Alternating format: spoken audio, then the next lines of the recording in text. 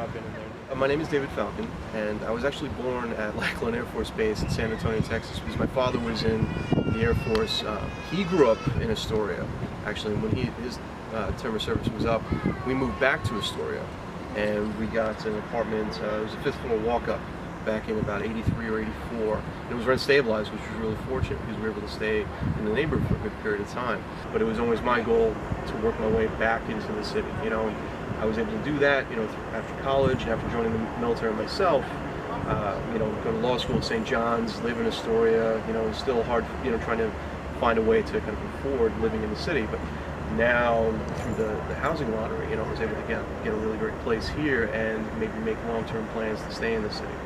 Well, I knew that, based on the work that I wanted to do for the rest of my life, as an attorney, as a nonprofit attorney, I knew I wasn't going to make the kind of salaries that would keep us in the city, for a long period of time, my home where I wanted to stay.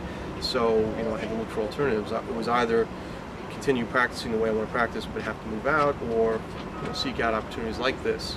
And, I've always been aware of opportunities, like the lotteries at Mitchell-Lama or the rent stabilization, for new construction, the 80-20 programs. So it was a matter of just kind of doing the right kind of searches and then getting my name on the list.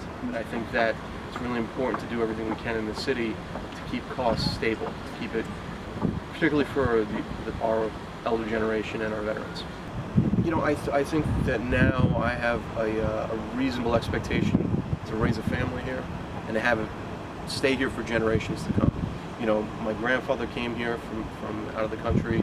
He set his family in Astoria, which is just a couple neighborhoods over. The same with my father. He left but came back to raise a family. And there were the hard choices about whether or not it was financially possible. And I think that a program like this is going to keep us grounded. It's going to keep us in a community that we can have long-lasting roots in.